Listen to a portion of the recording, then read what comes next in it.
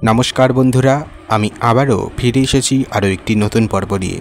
आजकेर एई पर्वे आमी आलोचना करते चलेछि मानुषेर भाग्य निये।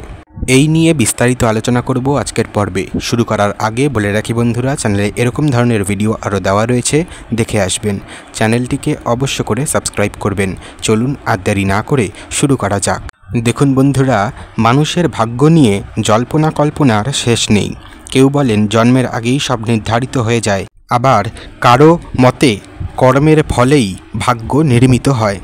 শ্রীমদ্ ভগবদ্ গীতার অমৃতবাণী এই বিষয়ে আলোকপাত করে আমাদের এক গভীর সত্যের মুখোমুখি দাঁড় করায়। শ্রীকৃষ্ণ স্পষ্টভাবে অর্জুনকে বলেছেন যে আত্মা অবিনশ্বর এবং জন্মমৃত্যুর চক্রে আবদ্ধ।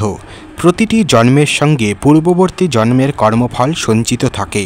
এই সঞ্চিত কর্মফলই ভাগ্যরূপে বর্তমান জীবনে ফল দেয়। অর্থাৎ আমরা এই জীবনে যে সুখ ও দুঃখ, উত্থান পতন অনুভব করি তার অনেকখানি আমাদের পূর্ববর্তী কর্মের ফলস্বরূপ।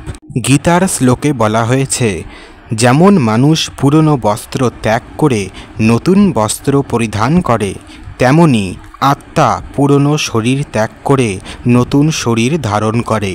এই শরীর ধারণের প্রক্রিয়া কর্মফলের দ্বারাই নিয়ন্ত্রিত হয়। তাই এক অর্থে বলা যায় আমাদের ভাগ্যের বীজ জন্মের পূর্বেই বপন হয়ে যায়।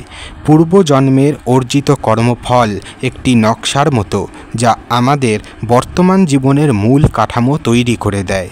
তবে শ্রীকৃষ্ণ কখনোই ভাগ্যের হাতে নিজেকে সমর্পণ করতে বলেননি। তিনি কর্মের গুরুত্বের ওপর বারবার জোর দিয়েছেন।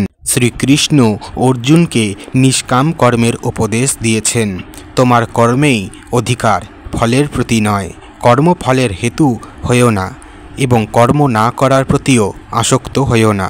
এই শ্লোকের মাধ্যমে শ্রীকৃষ্ণ বোঝাতে চেয়েছেন যে বর্তমান জন্মের কর্ম আমাদের ভবিষ্যৎকে প্রভাবিত করার ক্ষমতা রাখে। আমাদের পুরস্কার বা প্রচেষ্টা ভাগ্যকে সম্পূর্ণ পরিবর্তন করতে না পারলেও তার গতি ও প্রকৃতিকে অবশ্যই প্রভাবিত করতে পারে। ভগবান শ্রীকৃষ্ণ আরও বলেন, যিনি জ্ঞানযোগে স্থিত হন তার সমস্ত কর্ম ভস্মীভূত হয়ে যায়। অর্থাৎ আত্মজ্ঞান লাভের মাধ্যমে কর্মের বন্ধন থেকে মুক্তি পাওয়া যায় এবং ভাগ্যের প্রভাব অতিক্রম করা যায়। শ্রীকৃষ্ণের বাণীর আলোকে আমরা বুঝতে পারি যে মানুষের ভাগ্য সম্পূর্ণরূপে জন্মের আগে বা পরেই লেখা হয় না। এটি একটি জটিল প্রক্রিয়া।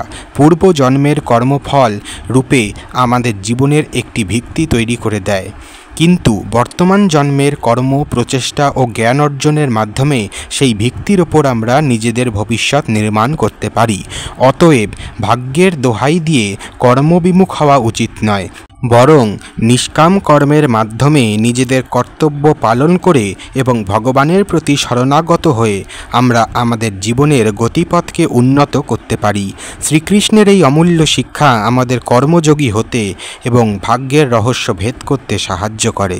আজকের জন্য এ পর্যন্তই বন্ধুরা, দেখা হচ্ছে পরের ভিডিওতে। সকলেই ভালো থাকবেন, সুস্থ থাকবেন। চ্যানেলটিকে অবশ্যই করে সাবস্ক্রাইব করবেন, বাকি ভিডিওগুলোও দেখে আসবেন। ধন্যবাদ।